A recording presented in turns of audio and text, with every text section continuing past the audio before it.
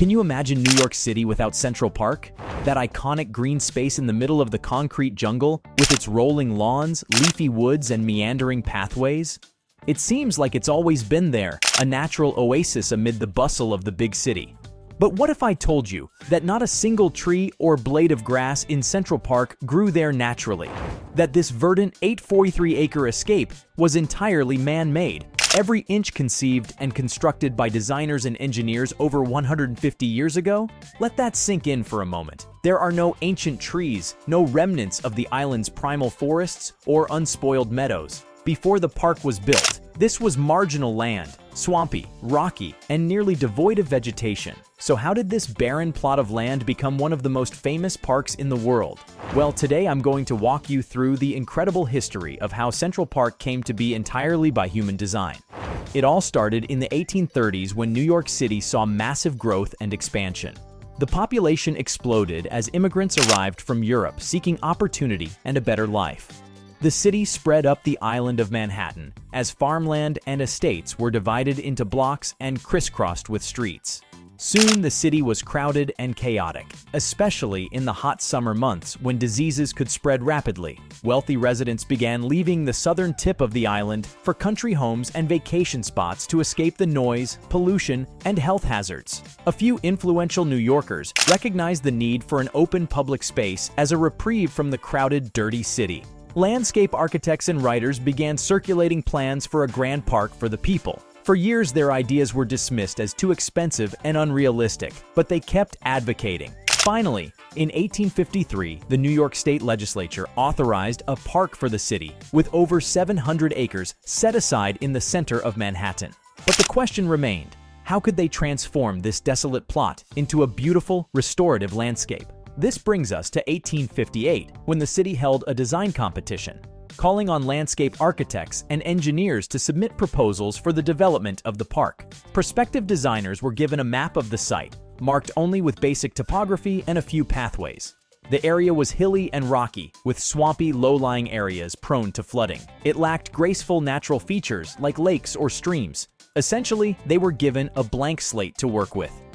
Out of 33 submissions, the plan that wowed the selection committee was from the team of Calvert Vaux and Frederick Law Olmsted.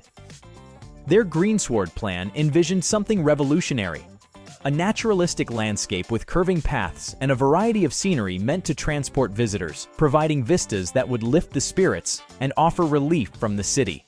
Their vision for Central Park was not just an open green space, but an intricately choreographed series of scenes and experiences. Let's take a look at how they brought this vision to life. The first massive task was reshaping the land itself to create variations in topography. Vaux and Olmsted's plan called for sheep meadows, open lawns, a scenic lake, and a secluded wooded glen, along with hills and dales. To build this landscape, they had to dig down and elevate up, moving and forming hundreds of thousands of cubic yards of earth and stone. It was an enormous undertaking, done with shovels, pickaxes, and horse-drawn carts. Just imagine the army of laborers excavating the 14-acre lake and creating a 50-foot waterfall to drain it. Or the men dynamiting through solid Manhattan schist rock to make way for sunken transverse roads crossing through the park below pedestrian footpaths.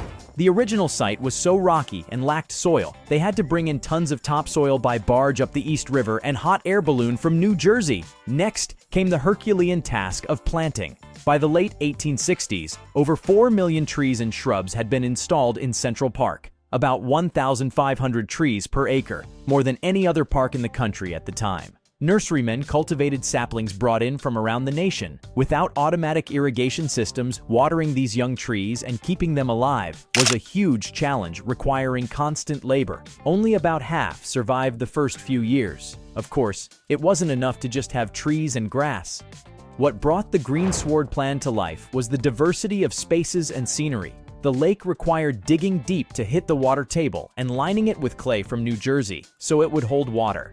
Meandering paths crossed rustic bridges over ravines cut into the schist. Footpaths passed surprising scenic spots, like a naturalistic-looking outcropping of rocks that was actually built by masons. One of the most important spaces was the mall, leading to Bethesda Terrace overlooking the lake. This was conceived as the heart of the park. The terrace included a covered arcade with intricate decorative tilework, providing a moment of grandeur. And framing them all were rows of American elm trees, which grow tall with vase-like shapes, forming a cathedral-like canopy above. This created a stunning Versailles-inspired vista within the naturalistic landscape. Everything visitors saw was painstakingly planned, built by hand and arranged. Boulders were excavated and moved into place, lined up along the shore of the lake. The sustained effort and attention to detail was astounding. Landscape architects made decisions down to the species of vines clinging to certain rocks and trees. As Olmsted described it, they were artistically disposed. There was nothing accidental about the scenery. Of course, even for these skilled planners, unexpected challenges arose. For example, the soil was so poor that the first plantings failed. They had to learn over time which species could thrive there. And the original plan for curved, meandering carriage paths had to be straightened and widened to accommodate popular 19th century recreational carriages. The designers aimed to keep footpaths and carriage drives separate, though increasing visitors and transportation needs continued posing challenges. Over 20 arduous years, this desolate plot of land was completely transformed according to the Greensward Plan into a pastoral landscape. The public immediately fell in love with Central Park, flocking there to enjoy the fresh air, natural scenery, and recreational activities. By 1876, the year it was officially completed, it already felt to New Yorkers like it had always been there. Hard to imagine the city without it. But every tree, every footbridge and winding path was conceived in the minds of Vaux and Olmsted and constructed by an army of laborers. There was not a single accidental grove, stream, or meadow. In the over 150 years since, Central Park has evolved to accommodate modern uses, but it remains largely faithful to the original greensward design.